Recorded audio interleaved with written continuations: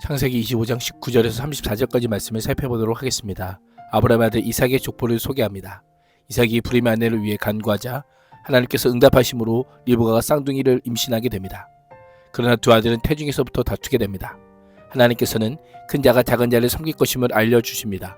쌍둥이 형제의 출생 이후 큰 자가 어린 자를 섬길 것이라고 하는 하나님의 말씀이 성취되기 시작합니다. 19절에서 21절은 이삭의 간구와 리브가의 임신입니다. 성경에서 족보는 가장 함축적인 역사 기록인 동시에 지금까지 기록된 역사가 그 부분에서 일단락되고 새로운 역사가 다시 펼쳐질 것임을 미리 알려주는 일종의 소론적 메시지와 같습니다. 19절에 아브라함의 아들 이삭의 족보는 이러하니라. 아브라함이 이삭을 낳고 난 표현은 이삭이 하나님께 선택한 아브라함 가문의 유일한 계승자임을 확증하는 동시에 아브라함에 대한 기록이 일단락되고 이삭부터 시작되는 새로운 이야기가 시작됨을 보여주는 역할을 합니다. 이삭은 40세 리브가와 결혼하였습니다. 20절은 리브가 혈통을 매우 자세하게 소개합니다. 리브가 살던 장소와 족속, 부친과 오빠까지 언급하며 리브가가 언약 가문의 일 여인으로 언약 백성의 아브라함 순수 혈통임을 강조합니다. 모든 조건은 언약의 계보를 잇기에 부족함이 없어 보였습니다. 아브라함에 이어 이삭 또한 자녀를 얻지 못했습니다. 임신하지 못하다라는 표현은 뿌리를 뽑다, 황폐하다, 힘줄의 끝다람으로 번역되어 마치 뿌리 뽑힌 나무처럼 아무런 결실도 못하는 상태를 가리킵니다. 리브가는 결혼한 지 20년이 지나도록 임신하지 못하였습니다. 이삭은 자기 아내가 임신하지 못하므로 여호와께 간구합니다. 간구하다란 향을 피우다라는 뜻의 어근에서 파생하여 기도란 거룩한 향처럼 하나님께 올라가 하나님께 연락되는 것을 비유적으로 알려줍니다. 성경에서 보통 이 기도는 매우 절박한 기도로 고통과 질병을 해결해달라는 기도에서 사용되곤 합니다.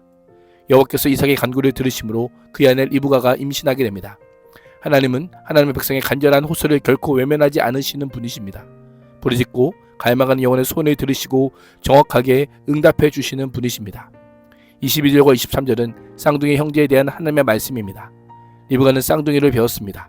그러나 둘이 태안에서 서로 싸웠습니다. 싸움이란 단어는 부수다란 뜻으로 상대를 밀치고 짓누르며 제압하려는 강한 대립을 가리킵니다. 이에 리브가는 이렇게 괴로워서야 내가 어떻게 견디겠는가 라고 합니다. 내가 어찌할 거라는 탄식에는 극심한 육체적 고통과 함께 20년 만에 얻은 쌍둥이를 잃을지 모른다는 우려도 담겨 있음을 보게 됩니다.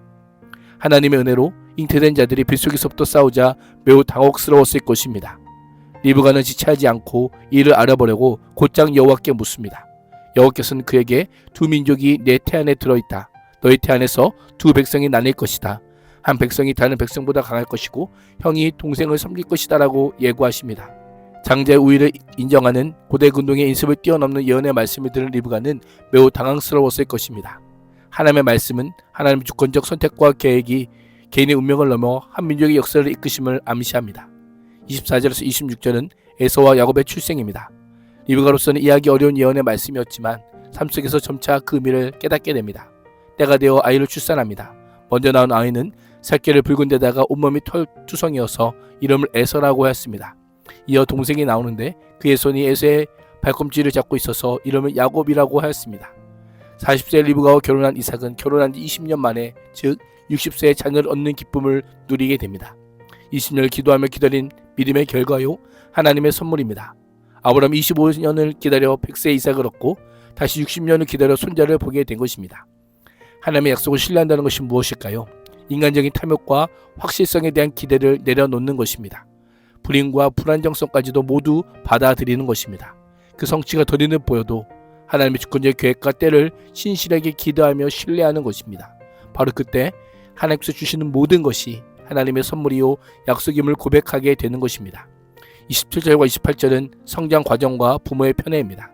출생부터 대조를 이룬 야곱과에서는 성장하면서 서로 다른 기질과 성향을 보이며 다른 삶의 방식을 갖게 됩니다.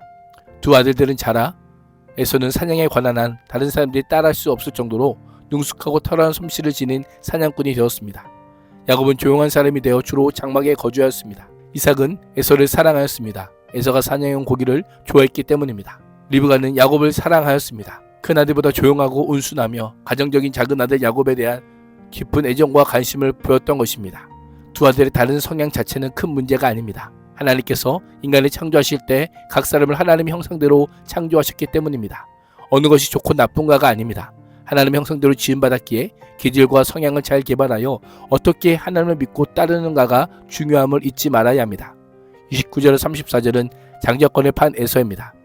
어느 날 야곱이 죽을 끓이고 있는데 에서가 심히 피곤한 채 들에서 돌아왔습니다. 심히 피곤하다란 완전히 말라버려서 식물이 자랄 수 없는 황폐한 땅을 가리킬 때 사용합니다.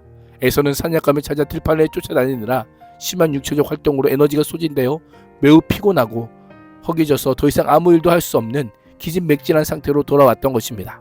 배고파서 쓰러질 지경에 이른 에서는 야곱에게 내가 피곤하니 그 붉은 것을 내게 먹게 하라 라고 합니다. 야곱은 끓이고 있는 죽의 이름이 아니라 색감을 언급하며 지금 내가 얼마나 허기져 있는지를 그대로 보여줍니다. 이 붉은 죽 사건으로 에서는 에돔이란 별명을 얻게 됩니다. 야곱은 형의 절박한 상황을 이용하여 죽을 주는 대가로 장자권을 팔라고 요구합니다. 구약에서 장자의 명분, 즉 장자권은 한 가문의 장자가 가문의 대표로서 책임과 권한을 함께 가지는 제도입니다. 장자는 부친의 재산의 두 몫을 상속받고 가문의 명예와 신앙을 계승할 의무를 지닙니다. 그러나 장자권이 맏아들에게 자동으로 주어지는 것은 아닙니다. 하나님께서 때로 인간의 간섭을 넘어 자신의 주권적 선택과 뜻에 따라 장자의 자리를 정하십니다. 이스마엘이 아닌 이삭이 약속의 아들로 선택된 것과 같습니다. 태생적으로 붉은 포비를 지닌 에서는 장자권보다는 붉은 죽의 정신을 빼앗겨 내가 죽게 되었으니 이 장자의 명분이 내게 무엇이 유익하리요 라고 합니다.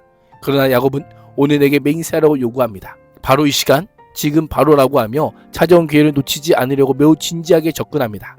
공경에 빠진 형 에서에게 다른 선택권을 주지 않고 신속하고 일방적으로 몰아붙이고 있습니다. 그러자 에서는 야곱에게 맏아들의 권리를 판다고 맹세합니다. 그제서 야곱은 떡과 팥죽을 에서에게 줍니다. 에서는 먹고 마시고 일어나 갑니다. 성경 저자는 4개의 동사를 연속하여 그 동작이 멈춤이 없이 계속적으로 신속하게 이루어졌음을 보여줍니다.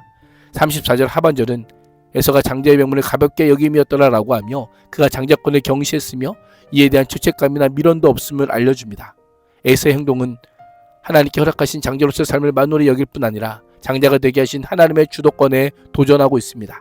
순간적인 욕구를 참지 못하고 장자의 명분을 겨우 한 끼 식사거리와 헐김없이 바꿀 정도로 진짜 중요한 것이 무엇인지 알지 못합니다.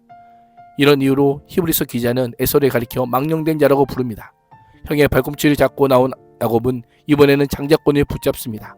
그의 행동은 도덕적으로 정당화되긴 어렵지만 하나님의 복의 중요성을 알고 장자의 명분을 지닌 언약의 가치를 알았기에 비록 인간적인 방식이지만 꼭 붙잡고자 했던 것입니다. 에서의 삶에는 장자의 명분의 중요성을 생각하고 붙들 여유가 없었습니다. 밥보다는 핑계로 하나님을 생각하고 말씀을 묵상할 여유가 없다면 우리도 언제든지 에서의 길을 걸어갈 수 있음을 잊지 말아야 합니다. 오늘도 돌이킬 수 없는 길을 가지 않도록 하나님과 하나님의 말씀을 깊이 묵상하고 붙드는 복된 하루가 될 수 있기를 주님의 이름으로 축복합니다. 기도하겠습니다. 하나님, 순간의 유익과 편의를 위해 하나님의 말씀과 은혜를 가벼이 여기지 않게 하시고 바쁘게 말씀이 더욱 붙드는 인생이 되게 하여 주옵소서. 예수님의 이름으로 기도합니다. 아멘.